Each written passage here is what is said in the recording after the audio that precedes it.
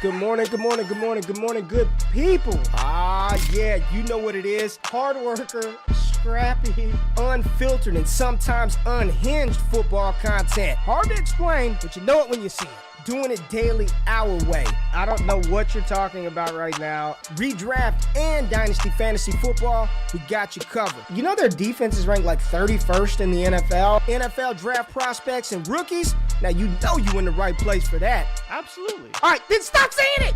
Then we're done. And prop bets with my man JRich. Count that money, man. Now wipe the crust out of your eyes, get you a cup of coffee. It's time to wake your ass up with Ray G. You honestly are making absolutely no sense and you sound silly as hell. Let's get it, GMGP. Welcome back, everybody. It is Monday, February the 5th, 2024, and y'all decided to wake y'all asses up with Ray G, and I am glad y'all are in the building. Everybody in the chat. Lindsey Mack was cracking Graphic 13. Jared Cox, Eric Bryant in the building. R. Stone was happening with you. Rico Rubio in the building.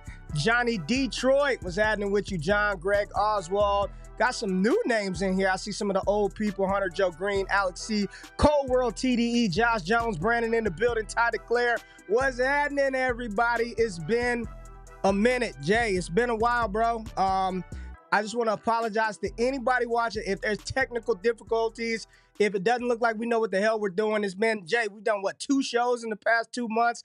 It's we got to get back in the groove. We got to get back in the groove, but we're glad everybody's here. We got a lot to talk about. I'm excited to be here. We've been off for so long. Me and Jay were talking pre-show. I'm just happy. I'm excited. There's a lot to talk about. I'm ready to engage with y'all. JRich, my brother from another mother. I got to bring you up here, baby. Jay, how you doing, big dog? I'm good, man. I'm good. Yeah, I'm noticing people in the chat. I'm excited. It's been so long since we've done a show, but people have noticed the hat, Ray. I mean, yes. Have you talked about the hat on a show? I don't know if you've worn it on any of the shows you've recorded, but the hat is This is why we've been off for so long. I was making hats. I'm a hat maker, man. I'm making hats, all gas hats, but no. The All Gas hat's going to hit the website, I think, this weekend. Got a bunch of these, some DD merch. We got new merch, a lot of stuff. We've been cooking in the background. So the All Gas hats should be available this weekend for everybody to purchase. They're going to come from me. GQ is going to send them personally send them with the handwritten note, I hope. Maybe pre-done. But yes, there'll be a little something, little special goodies from me in the box with the hats. But those are coming, everybody. Jay, talk to me, man. What you been up to? People thought you were gone. People thought you left DD, man. You've been gone for so damn long. People thought you were gone. How you been, man? I've been kept up in my room just making rookie profile videos, it feels like. We've been doing so much stuff. Obviously, we were prepping for Senior Bowl, so that took a lot of time. And hopefully, you guys have noticed some of the content we've been putting out about the Senior Bowl. And obviously, we are here now. We're going to talk about some more Senior Bowl, some head coaching stuff, and a lot of other things. But, Ray, honestly, it's just been a good time to relax. This Dynasty season, the Fantasy Football season, and even getting into the playoffs is such a grind. Watching every game, watch as much as we can, the takes, the information we're taking in every single week. It's just a lot. So taking that time to decompress was good. But I'm excited, man. The Senior Bowl is really the kickoff the draft season, and just talking to scouts, meeting agents, talking to players, it just gets you so excited for the entire process. But what have you been up to? Because there is a lot of changes just within the way that you look and the way that you sound. But lots of things happening over for old GQ, more than me at least as far as I'm concerned. Well, that's what you're saying now. But I know the piece of equipment that you have on your desk right now, so spare me that. But yes, been kind of renovating, Jay. Just wanted a fresh, clean start in 2024, man. So kind of redid the studio to make it multi-purpose. I'll be able to record some different types of content in here. Really trying to provide high quality content. That's one of the things that you and I pride ourselves on is the quality of the stuff that we do. We want to entertain. Sure. We want to provide actionable resources, but we want things to look and sound good as well. So. Dude, I left my retainer in. I'm gonna go off screen in a minute and take this off. I felt like I was talking funny, and I still got my retainer in. But yeah, kind of just doing some different things on the inside, Jay. But it's been a long week, man. Personally, it's been a long week. The Senior Bowl was a long week. And, one of the things that we like to do on Wake Up is we're transparent with who we are as individuals, right? Because we come on here, we talk sports, we talk betting, we talk ball, but life happens for everybody, man. And it's It's tough, dude. And last week, my grandfather, my granddaddy, we had to deal with the death in the family, man. My granddaddy passed away last week, so I was traveling to the Senior Bowl and then flying back to South Carolina to spend time with family. So, it's tough, man. It's the first major loss that we've had in our immediate family. And, granddaddy was just a cool ass old man, dude. He was cool as shit, Jay. I mean, just was down to party, have a Yeah. drink with you. He beat cancer years ago and just lived his life to the fullest. And it's one of those things where, we're open on here, man. You got to hug the people you love while you can do it, and tell the people that you love them while you have an opportunity to do that. And I know it's so hard to pick up your phone and send that 10-second text message, but we just got to do it, man. We got to do it. So, dedicating this first one back to my granddaddy. Love him to death, and my grandmother and my family. But other than that, Jay, you nailed it, man. Trying to get ready for the rookie drafts. I know there's a lot of stuff popping in these NFL streets, man. A lot of stuff in the college football world, rookie draft world, head coaching world, NFL free agency right around the corner. It's just a lot to talk about, Jay. But it's been a long week, man. But I'll just tell you this. I'm excited to be here with you. I'm glad that we got to spend some time together last week. And most importantly, the people that are tapping into the show, us being off so long, thank each and every person for rocking with DD, for rocking with JRich and myself, and just staying tapped into what we're doing. So we got a lot to talk about, Jay. Where do you want to start? You want to start with the Senior Bowl? Because that seems to be what the hot topics are, especially some of the players inside the Senior Bowl. So I'm going to just kick it to you, bro. Like, in your opinion, leaving Mobile, the hype that was in Michael Penix and Bo Nix and some of the wide receivers, just what are your overall thoughts about your experience personally? And then two, any kind of actionable pieces of advice that you would give to people who weren't there and who didn't get to see it or didn't get to feel it or didn't get to talk to Jerry Rice or Brendan Rice's agent or Ray Davis's father like you did, Mr. JRich out there just networking all over the Mobile streets, man. Talk to me. I think the biggest thing to remember is that what happened last year is not going to happen again. Like, we had Tank Dell, we had Puka Nacua, we had Jaden Reed, we had Dontavian Wicks, we had Michael Wilson, we had Rashee Rice. Like, yes, there was a bunch of very talented players and receivers. That doesn't even count Tajay Spears and, whoever else may come out of that, because we did have other guys as well. That's probably not going to happen again. And I will say that as much as we saw a lot of great things, I'm curious how it all impacts the draft process, because if anyone who hasn't seen it, and we will reference it on the show a little bit today, Matt Miller dropped a mock, and he's got some guys way high up in the mock that are from the Senior Bowl, right? Ladd McConkey, Malachi Corley. You should see the interviews that we did with these guys. If you haven't, check them out. They're on the channel right now. And it's great because these are talented players, but it is important to remember that what we saw last year is so unlikely to happen again. Like, it's just very, very unlikely to happen again. And so you don't want to overdraft these guys, but there was a lot of talented players. We did like a lot of what we saw.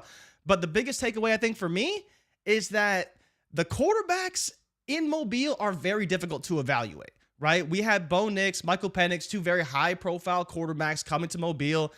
And honestly, Ray, they both just looked kind of okay. Spencer Rattler was a guy who had been heavily criticized for years, but put together a lot of good tape and had a good season this year at South Carolina. Came into the Senior Bowl. We talked to him, super humble, probably the best interview we did all week. And he's the one who won the MVP. He's the one that led them to an opening drive touchdown with a bomb down the sideline. Like, I think when you remember about the Senior Bowl, it's all talented players. Like, they're all talented, and they're not all going to show out week in and week out. But when you look at all these guys, I just have to say, like, all of them have talent, and you want to draft these guys if they get the capital. But when you look at quarterback evaluation, I just don't think I can take the Senior Bowl that serious when it comes to that, because there's just so many things that we saw, good and bad, that it makes it almost impossible to go out of that process and say, yeah, I need to have that player on my radar, unless it's a Spencer Rattler who was like a fourth rounder that nobody wanted, and say, we should probably be taking a look at that guy in later rounds. Yeah, Jay, I think for me, man, it's always the first thing that comes to mind whenever I go to the Senior Bowl. This was my fourth year going, and every year, the thing that I walk away is like, these guys aren't that big. Like, they're not like massive. You're just looking at the running backs, and in my mind, I'm thinking like, damn, like, can he take 20 touches a game? Do you really want to give that player 25 carries or you're looking at the receivers and you're standing there and you're like, man, these guys aren't massive individuals. Now, some of the linemen, yes, are big, Yeah.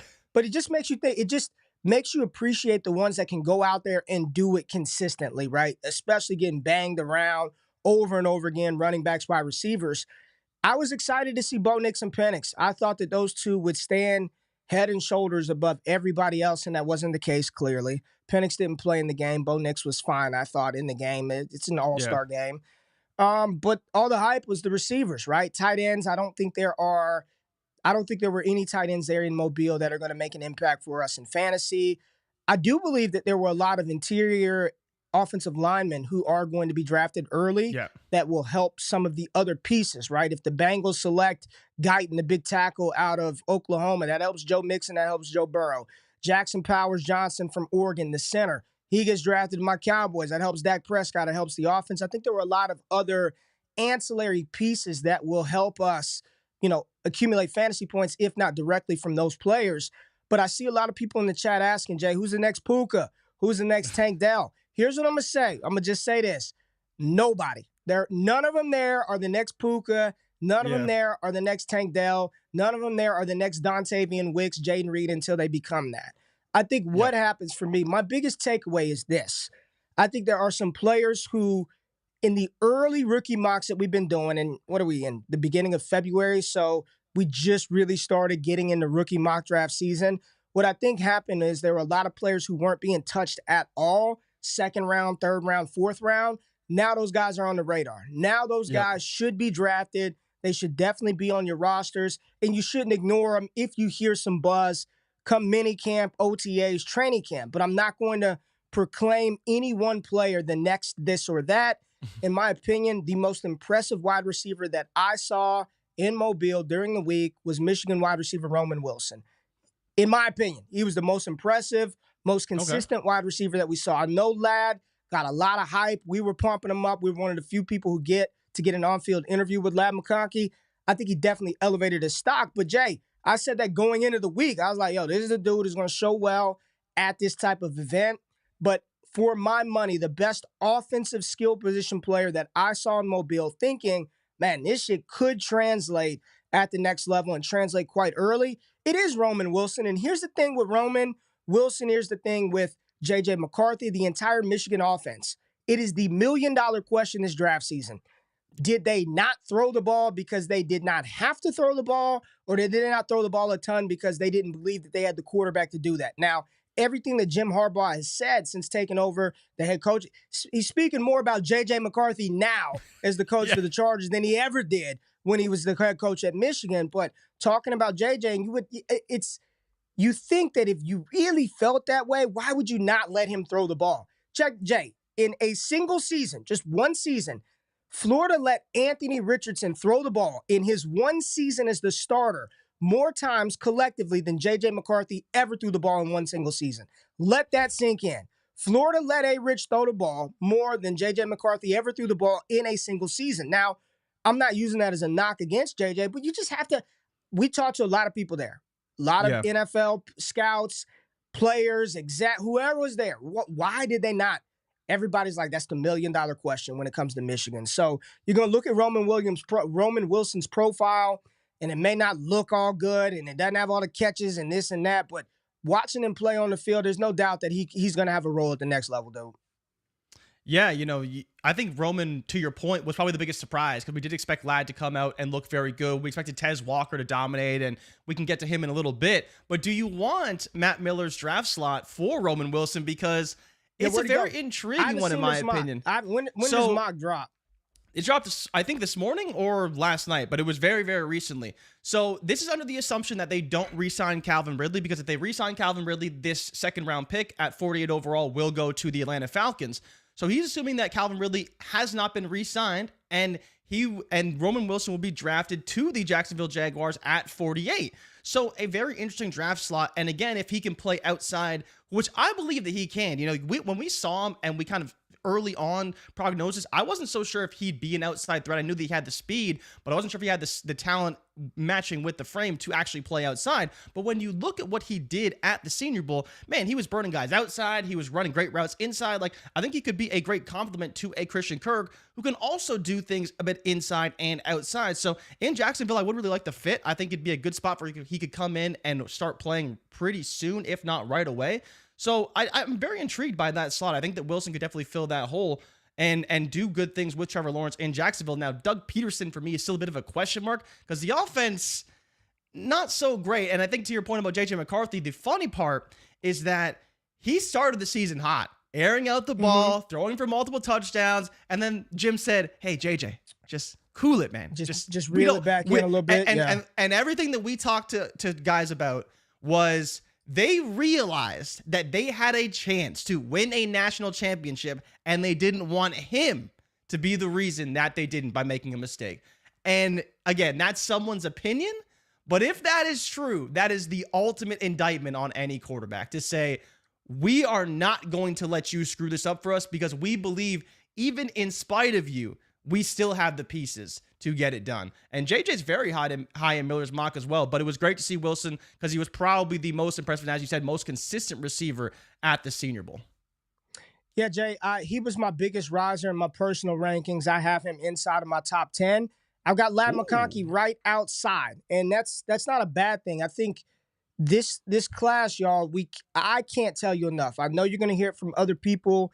I'm going to just be real. A lot of people are just regurgitating stuff that they heard from somebody else. But I'm telling y'all, the class is loaded. Just because a wide receiver is numbered wide receiver 16, wide receiver 15, that's not an indictment on the player. This class is phenomenal. And I think one of the reasons why I am so in on Roman Wilson and why I am so much more bullish on Ladd McConkey after seeing it in person is I was on the field right there, like standing next to Tank Dell when he was destroying everybody last year. And I remember what was happening. It was just they could not touch him. He was getting open, whether they were playing off coverage, whether they were playing hard, tough up front coverage, press coverage, man. Didn't matter what it was. He was always able to get open.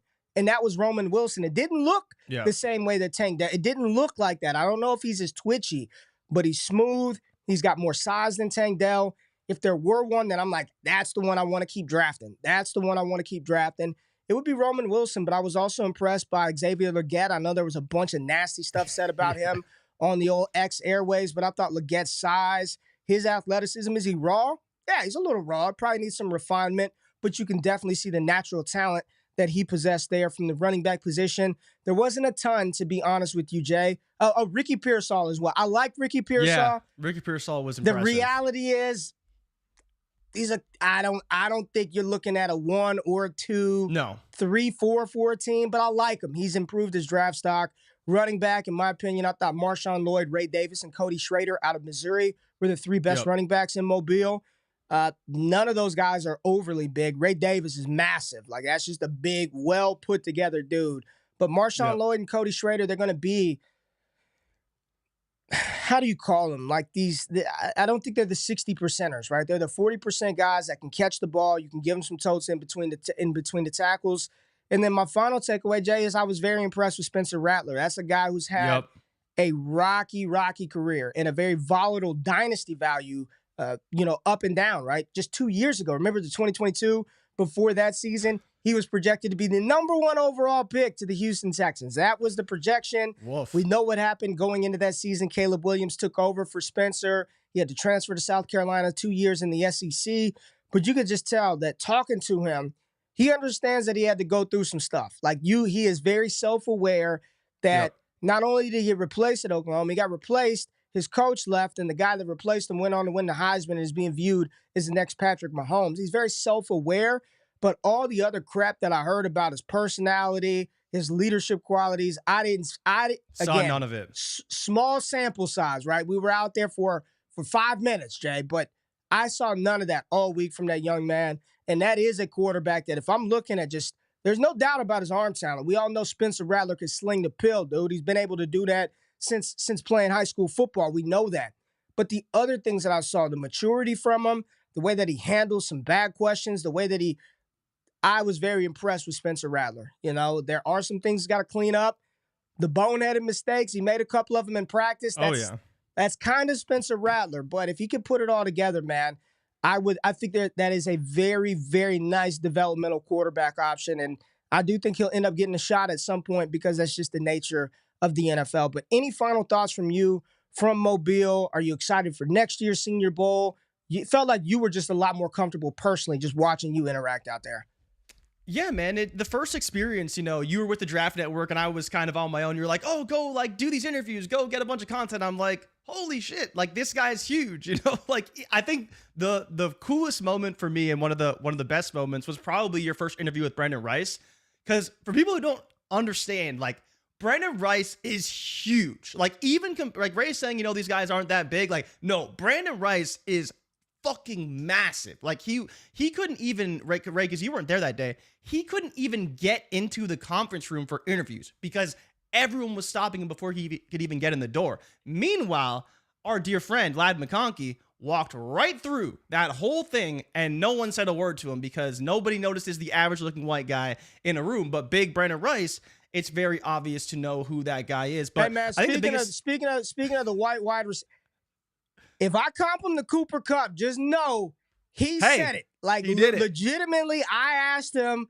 That's what he said. So don't lump me in with the lazy and comp Ricky crowd. Pearsall, because I don't think we've dropped Pearsall yet. Pearsall said Cooper Kupp, Devontae Adams, and Justin Jefferson, and I'm just like, okay. We will. He is no longer We will call him Ladarius McConkey on the show, but he probably is going to still be comped to Cooper Kupp because that's what he said. Go ahead, Jay. Sorry.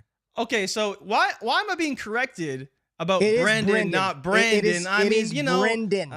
We have a real relationship. I can call his agent if you like. Y'all do have a relationship. I can. Yes, I want to get Brendan on Wake Up. I do, right, and I'm going to try to do it. So, but yeah, that was probably one of the. But the two things, right? And I do want to point this out.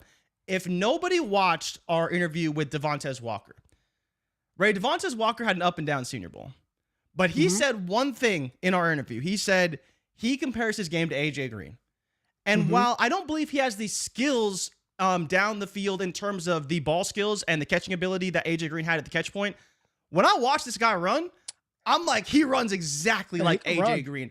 Very long strider, gets vertical, and can provide instant offense to an NFL team. And he actually was one of the bigger receivers there that I think could do damage down the field. Again, is he going to be a high-end fantasy asset? I don't know. But ever since he said that, you know, I'm watching the tape more and more because I'm watching all the videos I have of him and all the other guys, and I'm like, man, he does kind of play and run and get vertical like AJ Green. He has to run a comeback route. He may struggle with that a little bit. But if he's just going down the field, I think he could be a valuable asset. And Matt Miller had him in a very interesting spot. He had him going to the Atlanta Falcons at 43 so he could play over the top of Drake London, over the top of Kyle Pitts. And if they run that Sean McVay style offense in Atlanta, where you have three receivers on the field all the time, that's a spot where we could see fantasy value from that. And so I wanted to point this out to people because if they run that offense, 11 personnel, 90% of the time, you need three receivers in that offense every play.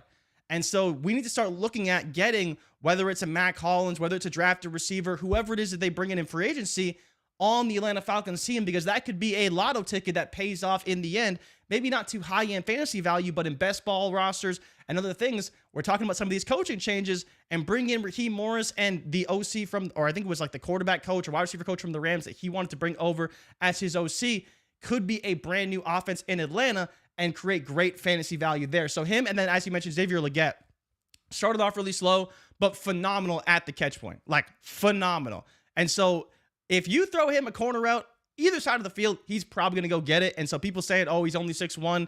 Dude plays way bigger than 6'1", and I'm very excited to see where he ends up because me, you, and Scott got into a heated debate about Xavier Legette, and Matt Miller put him on the New Orleans Saints. And I think that's a really interesting spot because we talked about A.T. Perry and how he could fit in, or Roman Wilson if he went there. I think Xavier Legette, Rashid Shaheed, and Chris Olave would be a fantastic tandem now that they've re-signed Derek Carr. You got me pulling up. Now I pulled up the Miller mock myself. This is my first stab at it. This is my first pass at it.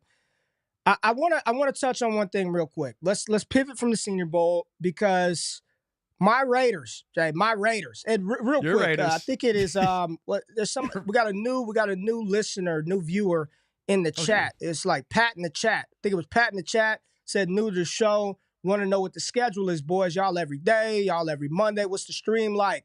Off season, Pat. Off season, we go live every Monday. It used to be 7 a.m.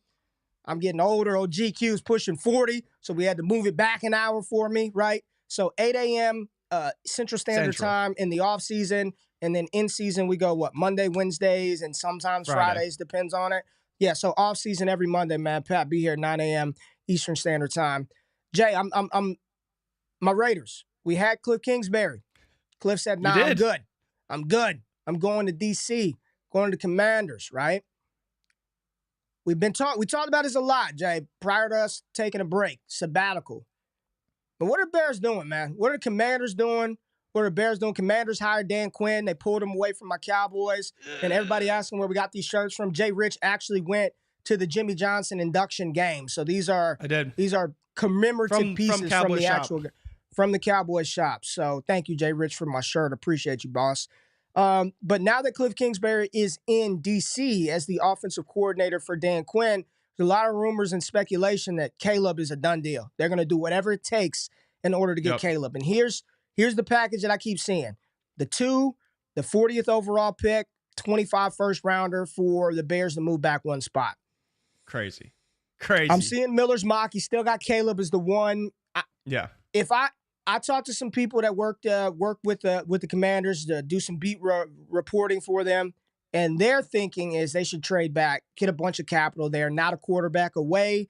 They need to build up the line, both sides, offensive and defensive line. Got to add some more skill position players there. Everybody I talked to says trade back. But now with this move to get Cliff, do you think this is the indication? Is this the flashing red light that the Commanders, which in the past, right, old ownership under Snyder, they did trade the farm to move up to number 2 to get a quarterback, Robert Griffin III, out of Baylor, and it looked like that was going to be a great move, at least after his rookie season, and we know what happened to RG3 and the injuries in the career. But do you think that this is any indication that Caleb Williams is going to be a Commander and they're going to make a massive move to get the Chicago Bears number 1 overall pick? So this is a bit of a loaded question because I feel like it comes in 2 parts. First, they hired Dan Quinn, and we're all like, okay, but now they have to trade back. But the whole time throughout the process, Cliff Kingsbury's name was floated around because he's in USC. He's working with Caleb Williams. Is he going to go to the Bears? Because he was heavily rumored to go to the Bears and take that OC job once Luke Getsy got fired. Then it's like, oh, well, he's going to go to the Raiders. And it's like, well, maybe the Raiders are going to make the splash. And then, what do you know? The Commanders swoop in at the last minute. Cliff Kingsbury, officially the OC of the Commanders, and now it's like, well, maybe they are going after Caleb Williams. Maybe this is going to be the guy to develop Caleb Williams in Washington. I think that's where it becomes so interesting because when we saw Dan Quinn, we were like, there's no way they're going all in on quarterback because who's going to be the guy to really elevate him, develop him as an NFL quarterback? And I don't know if Cliff is that guy, but that relationship, right? That relationship is everything. When they hired Cliff Kingsbury in Arizona, what did they do? They went out and they drafted Kyler Murray. Right? They had Josh Rosen and they said, see you later. Don't want you. They have a relationship. They can work together. We want Kyler Murray. And it worked out pretty good for Arizona. So I do think there's a world where they have to trade that package. I think the question is it too expensive? But when you have a kid from Washington who went to Gonzaga High School, who is going to be the number 1 overall pick, whether it's Washington or in Chicago, it's interesting. But I think the other part that's really interesting, Ray, Caleb Williams, no agent. Right? No agent. I didn't know that. Yeah. I don't think Jaden Daniels has one either. Yep. Yeah. I'm not going to say who told me that. I almost just did. But yeah, Jaden Daniels also apparently does have an agent. But you know who does have an agent, Ray? Is Drake May. And there's a lot of speculation, at least now, very early in the process, that Drake May could be number 1 on teams' boards simply for that reason. They don't want to deal with all the other stuff that comes with athletes without agents. 2 months ago that it wouldn't shock me if he was the first quarterback off the board. I said this 2 months ago, Jay. So that's part of what's making this even more complicated. So when you are out here, and people need to understand this, when you have an agent, they protect you from all of the extra scrutiny, all these things. When you see these hit pieces about Lamar Jackson every week, oh, Lamar Jackson's not that good. Should they pay Lamar Jackson? Lamar Jackson's not a winning quarterback. That's because he doesn't have an agent that people are afraid of. When Drew Rosenhaus is your agent and he represents half of the NFL organization that you play for, ESPN, Fox, all these companies can't just run a whole bunch of hit pieces about you because he's going to come down on them. So this is where you factor in all those things. And then the fact that Caleb and Daniels don't have agents could be a bit of a problem for them in the process. And Drake May could be the number one quarterback off the board. Do you believe the smoke that Caleb doesn't want to play for the Bears? There's a lot of smoke. Oh, out 100%. there that he doesn't. You believe it? Yeah. I'm Ray, it's the same as the smoke about Ben Johnson not wanting $15 million. Right? Remember when Ben Johnson didn't want $15 million? And then it comes out, oh, yeah, I'd rather just stay in Detroit with my family. Like, okay, Ben, sure. When I heard, Ray, this is just what I heard. I heard that he didn't have a single offer. I heard he didn't have a single offer. Not one. Who? Not Ben Johnson? One. Yeah, not one. Not a single offer. And then it comes out, yeah, you know, I'm going to dedicate my time to Detroit. My family loves Detroit. Like, who are you, Kelly Stafford? Come on. Hey, man, there's no need to bring Kelly into this, man.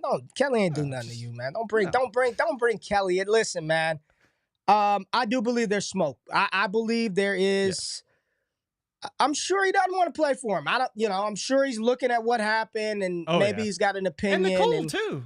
Stuff gets leaked out there. I don't know, but there's enough smoke and fire. I don't think he said, if you draft me, I'm not gonna play there. I don't believe that. But he probably does have a preference, man. I'm sure they all have a preference. Like, it'd be nice to play here. I would like to play there. Sure. Ultimately, do the Commanders do it? I'll just say this, man. A lot of time, football is about business first and foremost. It ain't about the competitiveness of the game. It is about dollars and cents first and foremost. And when you're looking at the Washington Commanders, I've been to that football stadium. It is an absolute dump, Jay. They've already been approved for a new stadium. You've got a new owner. You have a new head coach, a new offensive coordinator, and you have a prospect who, these aren't our words, but a lot of people believe is shades of Patrick Mahomes and Aaron Rodgers. You've got that caliber of a prospect, and he's from your hometown, and you're one slot away from getting said player. It may be too much to not try. It may be too much.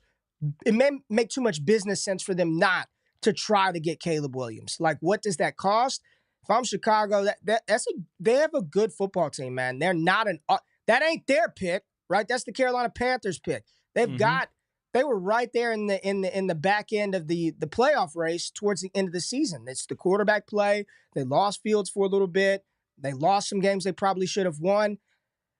They could clean up in this draft by just moving back one spot. And if they truly believe that May and Williams and Daniels are on the same playing field, makes a ton of sense for them. And shit, they might be able to move back a couple of times and accumulate more capital and more assets. So we're in combine month. Like, the combine is happening in a couple of weeks.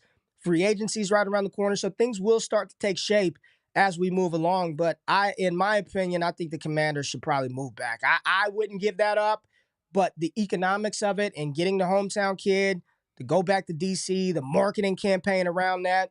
And when you look inside the division, you better have a guy to go get it because, I know the Eagles and the Cowboys flamed out in the playoffs, but those are still good football teams with good quarterbacks that are locked into place. So let's talk about Dave Canales for a little bit. Can we talk about old Dave? Can we talk about old Canales and his new job in, where's he at? Carolina Panthers. Canales, they brought him over. Have you looked at his just story, his coaching, how he got there? I thought you were going to say, have you looked at him? Because I was going to ask you, is he the best looking head coach in the NFL? He's handsome. There's no doubt. Yeah, he's a good looking man. I mean, he's a good looking dude, man. He's got a nice face, right? But his coaching career is where I was going, Jay, not his freaking physical appearance. But the dude was like a strength and conditioning coach at a JUCO, meets Pete Carroll. Pete likes him, brings him on as like the assistant strength guy at USC. And then in a year, he's in Seattle, and now he's damn head coach at like, what? Like, anything is possible, Jay. Like, if old GQ ends up on an NFL coaching field, just know your team made a mistake. Just know if I'm somehow there because somebody likes me, bad decisions will be made. Trust me. You don't want me. But kudos to him for working his way from a JUCO strength and conditioning coach just a few years ago, Jay. It wasn't like this was 25 years ago. It wasn't like he had to grind his way for years and years. It was like 15 minutes ago. He was the head strength and conditioning coach. Then he's doing this, and all of a sudden he's the head coach of the Panthers. But everything that we heard, man, and this was glaring from top to bottom at the Senior Bowl, was the Carolina Panthers were an absolute wreck from top to bottom. Oh, yeah. Lifeless in the locker room, uninnovative, non-creative coaching schemes, just terrible environment to be in. He's had success being around, and I'm not going to say coaching and doing it, but Russell Wilson, Baker Mayfield, understanding how to move those shorter quarterbacks around to create those throwing windows. Like, it was bad for Bryce this year, Jay. And C.J. Stroud had to dig it in one more time yesterday at the Pro Bowl, rolling out, throwing sidearm passes to Jamar Chase. Everybody they had to just dig the knife into the Bryce Young back just a little bit more yesterday during the Pro Bowl games, this past weekend during the Pro Bowl games. But what are your thoughts about Canales in this hiring, man? Because not a lot of people know what to do with the Panthers, man. Not a lot of people know what to do with any of them. What do you do with Chuba Hubbard? The receivers, they got to draft somebody. Mingo, Adam Thielen. Like, there's really not a lot of desirable assets on that team from a fantasy perspective outside of Bryce Young right now. So what are your thoughts on this hiring? How does this impact Bryce Young? Do you have more interest in Bryce Young moving forward? Where you at with Canales being the OC, being the head coach in Carolina? Yeah, I mean, so you look at what he's done just the past 2 seasons. He made Geno Smith look like a quarterback that's worth $30 to $35 million. And Ray, I don't know if you've seen the reports. There's reports that Baker Mayfield is commanding $40 to $45 million a year in the open market after what Dave Canales did for him this past season. Now, I'm a little bit concerned about Baker. Right? I'm a little bit concerned about Baker because once Canales left Seattle, Geno wasn't so good anymore, right? And that offense wasn't so good in Seattle anymore. And so maybe he is one of the reasons why. And that's one of the things that does give me confidence about Bryce Young. Now, the issue is the cost, right? What does it cost to get him? If you can get him for a third for some reason because someone really wants to get rid of him, if you want to get him for a second, you can maybe interest me in that. But it's definitely one of those situations I'm monitoring very closely. That's insane. So that's insane for Baker to want that much money. Didn't Baker throw for 4,300 yards and 40 touchdowns this season? Hey, man, he's a Pro Bowler. I mean, that's Pro Bowler. Pretty good. Hey, did right? you see Jalen Hurts in the accuracy competition? Did you see the clips? I did not. I could imagine it wasn't very good. Did he do better than Dan Orlovsky? I saw Dan. No. Dan was slinging it. Dan would have smoked Jalen Hurts. I mean, he was dirting the easy ones that are like the one pointers. So he was Joe Milton in it out there. It wasn't good. Sorry. Continue. I don't know where I was going, but it was not good.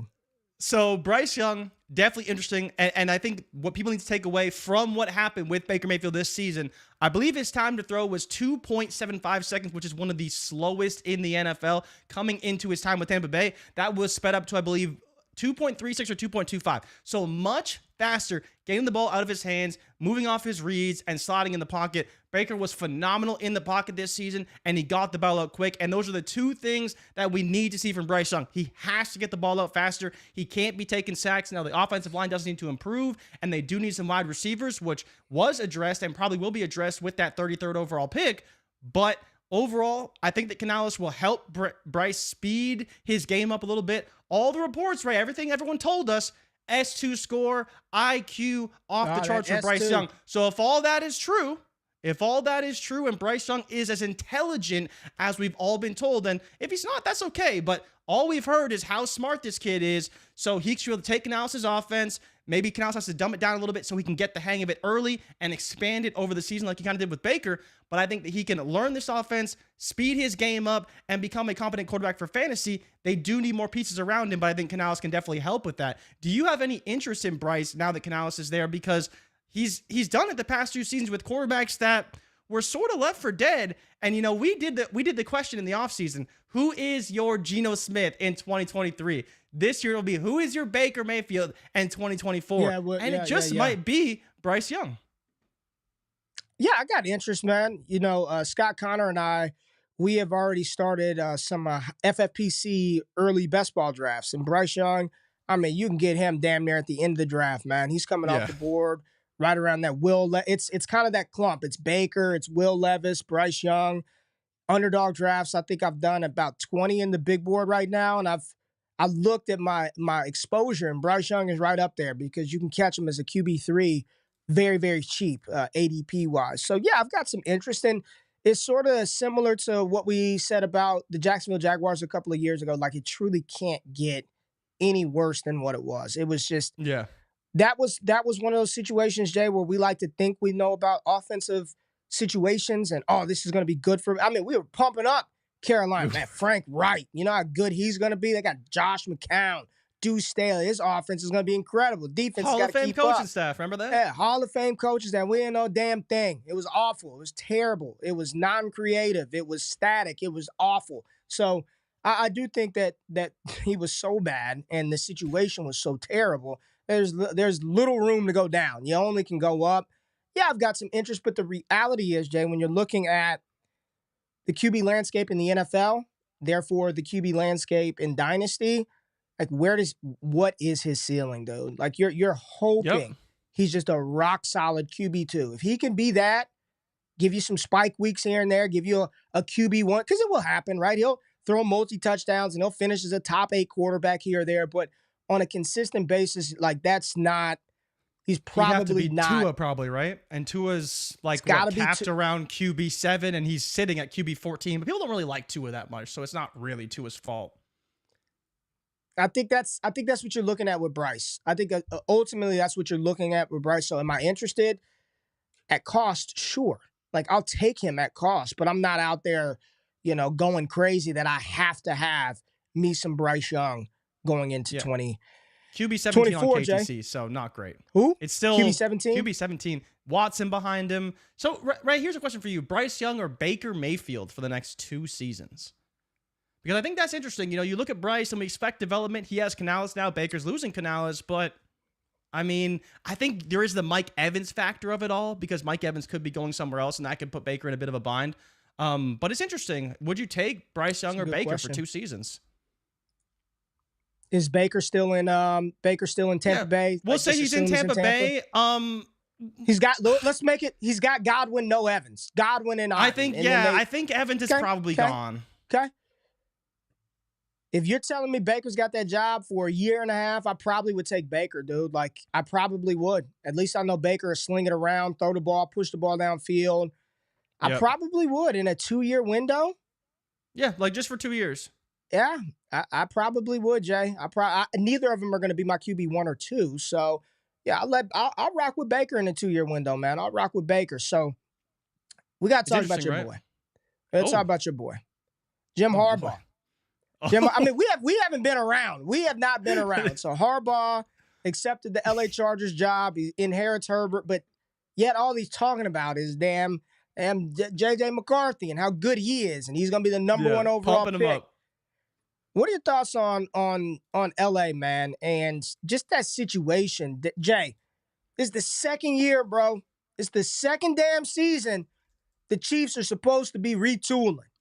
They ain't got no receivers, and it's this and that. They're banged up. Mahomes losing a step. The second year, and they're back in the Super Bowl again with, I believe, the youngest starting defense in the NFL. That is correct. They found a receiver in Rashee Rice. They've got a running back in Isaiah Pacheco. They're probably going to add 1 to 2 additional pass catchers in the draft. Do you want the name? Kelsey said he's coming back. What's up? X-Worthy. 32. That deep ball. Finally, that MVS. Yep, finally getting that MVS replacement. Xavier Worthy. People are kind of coming back around on Xavier Worthy. He was dropping a little bit. Maybe A.D. Mitchell's better than Xavier Worthy. But yeah, Xavier Worthy is the guy they got. And I think that is very right. Like, we see the clear need for the Chiefs. It is at wide receiver. It could be a downfield threat. And I think a downfield threat is, I think it's Worthy or Franklin. I think those are the 2 clear fits. If you want to go Worthy, I'm fine with it, but I think Franklin would be the other guy. He's going to go a little further down the board. But yeah, if they get Worthy and he is as advertised, man, they are going to be so difficult. But do you want to circle back to Harbaugh? I'm Like, what are your concerned. thoughts? I'm Here's concerned.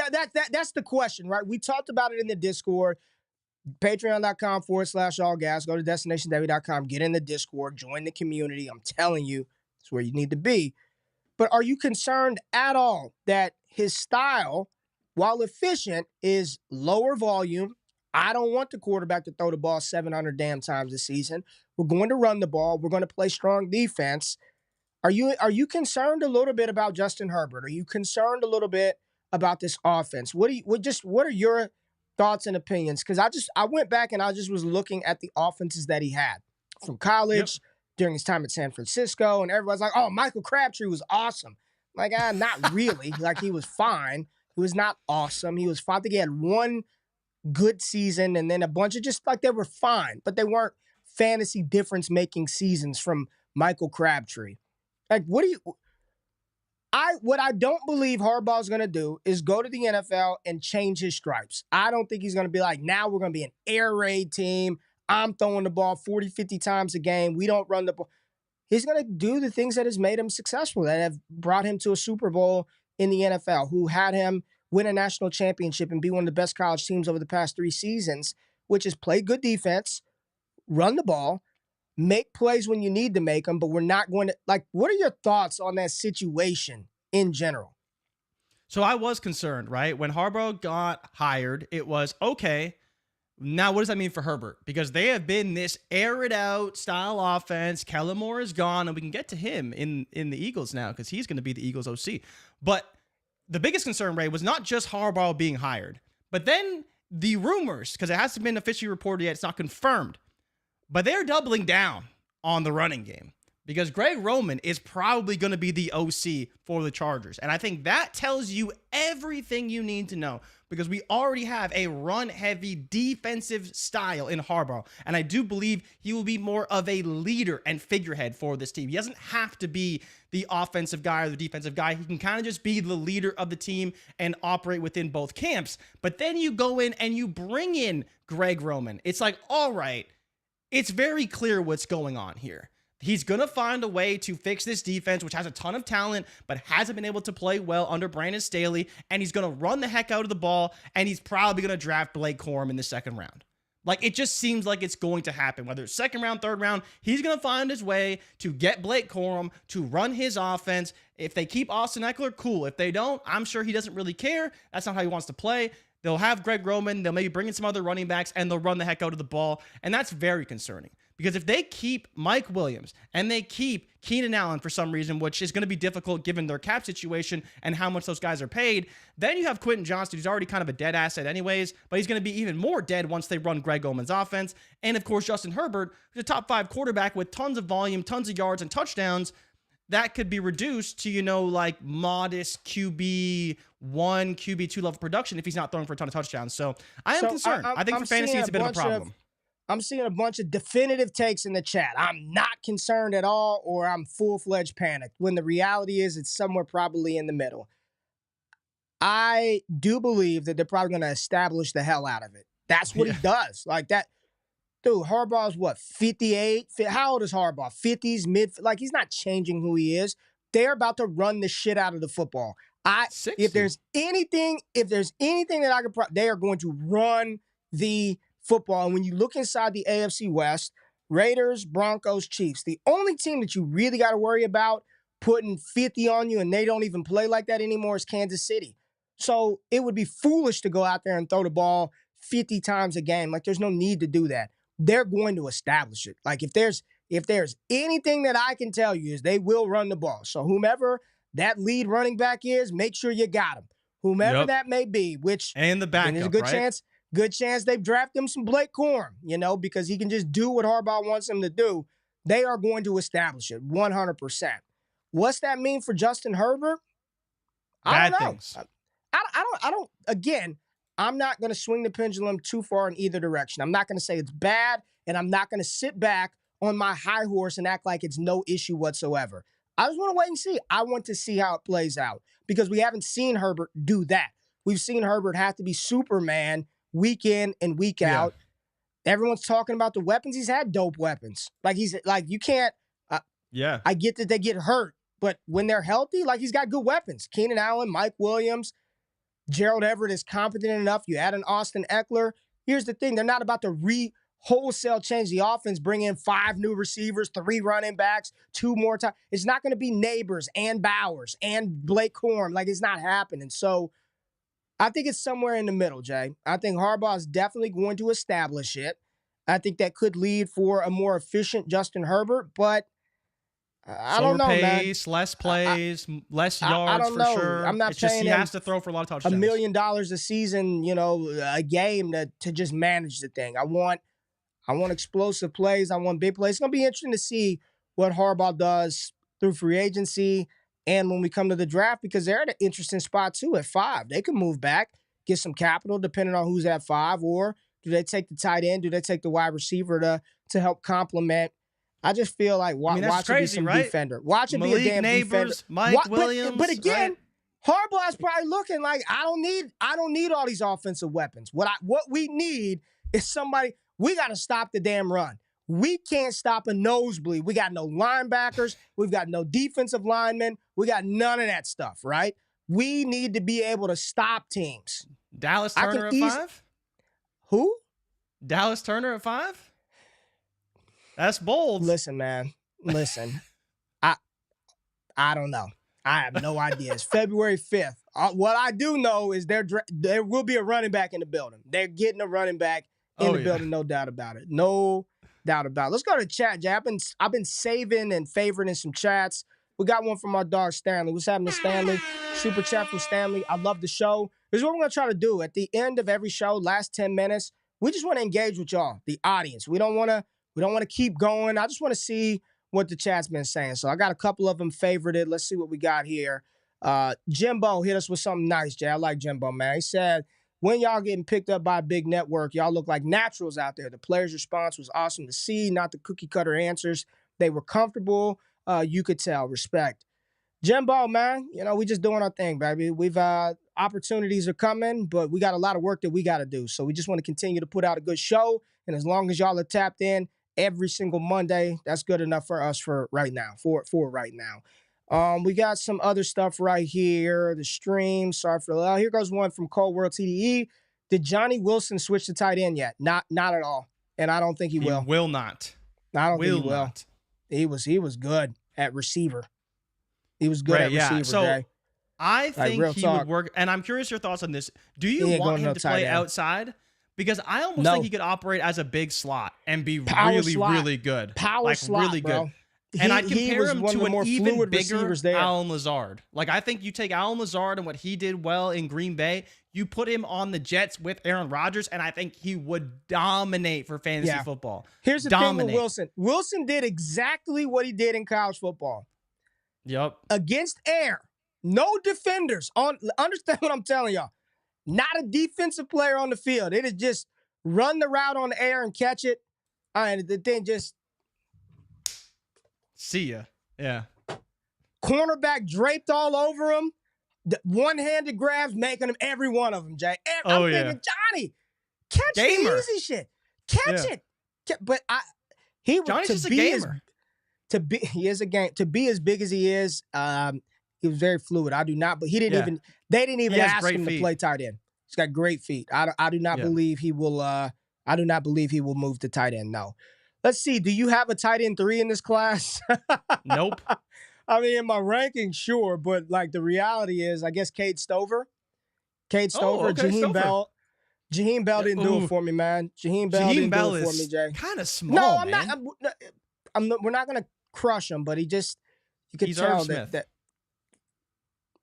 that it may not even be nearly as athletic as Irv Smith. Yeah. What else do we have, man? Who else do we have? Let's see. What else we got in the chat, Jay? What else we got in the chat? What do y'all want? What do y'all want to talk about before we get out of here? The most pass attempts by San Francisco quarterback under Harbaugh was Kaepernick in 2014, 478. The least amount of attempts in Herbert's career last year in only 13 games was 456. I mean, I think he'll cross 500, but he's probably not getting to 600, right? You don't think he's getting 600 attempts? No. again, that'd be a big change. 600 is a lot, right? Like, you got to throw the ball quite a bit. That's got to be what, like 35 a game? Ooh, Almost. I mean, the like math on that is this. I tough. like this. Pig 76. If Jacobs leaves Vegas, he would be a good fit with Harbaugh. Yep. Swap out Eckler, bring in Jacobs, I maybe don't mind add that a at couple all. $1 million. Like, yeah, I don't mind that. I don't fit. mind that. I don't mind that at all, Jay. I don't mind that Good at fit. all. Justin Fields, where do you think he's going? I didn't see that in the chat. I saw his name pop up, but where do you think Fields lands, Jay? Where's Fields going? Oh, I don't know. People are talking about the Raiders for a while, right? Because now they brought in Getsy. Said he doesn't want any Chargers running back. He wants all that Herbert and nobody else. No Chargers running back. Just give me that Justin Herbert. Yeah, I mean, so Fields is tough because now they brought in Getsy, so there's the connection there. And was it a Getsy problem? Was it a Bears problem? There's some people that say, oh yeah, Fields hated Getsy, and there's some people saying, well, they actually had a pretty good relationship. And there's so many things going on now. I think getting Cliff was really tough for the Raiders because it seemed like they were another team that could make a move. But yeah, I think that, you look at Atlanta, that seems like less and less of a possibility, but they still need a quarterback, and they're probably not going to get one via the draft, at least in the first round. So it's tough, man. It's tough. I think, you look at the Raiders, you look at Atlanta potentially could be an option. I still think Minnesota is a bit of a dark horse because they've been really going after quarterbacks the past couple seasons. Kwesi was there. Don't make me hold that Josh Andrew, Kelly. Hey, don't put that on us now, Andrew. I mean, you got to make that determination on your own. We ain't saying hold Josh Kelly. Don't put that one on us. I'm just saying whoever the running back is, I want that person. Sorry, Jay, go ahead. Finish up what you were saying. We're talking about Fields. Fields going to a team, and I honestly don't know. We didn't hear a lot about Fields at all. It was more so, is Caleb going to go to Chicago? Is May QB1? And the draft prospects overall. We honestly didn't hear anything about Fields. It seems like Fields is pretty much done in Chicago. It's just, where does he end up is going on right now. Shots fired. Where's the shots fired? There's Scott. It's Ray's boy Spiller. What? Get out of here, Scott. Get out of here. Get out of here. Herbert has to stay healthy. Weapons. I mean, does Brock Bowers move the needle there? Who would you rather, if you're the Chargers and you're just Jay, thinking about Herbert's development and what would you rather them draft Malik Neighbors or draft Brock Bowers for Herbert? What position do you think would matter the most, knowing that they're going to have QJ and they're probably going to have one of Mike Williams or Keenan Allen? I would say Keenan Allen on the roster. Makes more sense to go Bowers or Neighbors. So for me, the answer is Neighbors in a wholesale sense. But if you're talking about the offense and the way that they run, it could be Bowers. I don't think Bowers is going in the top 5. I've never thought that. Never. You don't think he's going to be top 5? I think there's a lot of smoke. I think there's too much smoke by him going top 5. I don't think you want to be the guy that takes Bowers in the top 5 and he doesn't, not to say he goes Kyle Pitts, because Kyle Pitts did have a great rookie season, but I do think there's something to getting that marquee superstar receiver, and it could allow you to get rid of Keenan Allen or Mike Williams, which would be big for them from a cap perspective. But from a team fit perspective, I do think the Bowers could be the play because he is that Mark Andrews type of athlete. See, here's why I think it's Bowers. Listen to me, y'all. And this is how we're going to roll out today. I challenge everybody in the chat. Everybody that watches this stream, and let me make this clear. My player 1, wide receiver 1 in this class, yes, Garrison, hit that thumbs up button, like the content. We're going to get out of here after this. Marvin Harrison Jr., Jay, is my wide receiver 1, okay? There's some that shouldn't be a hot take here.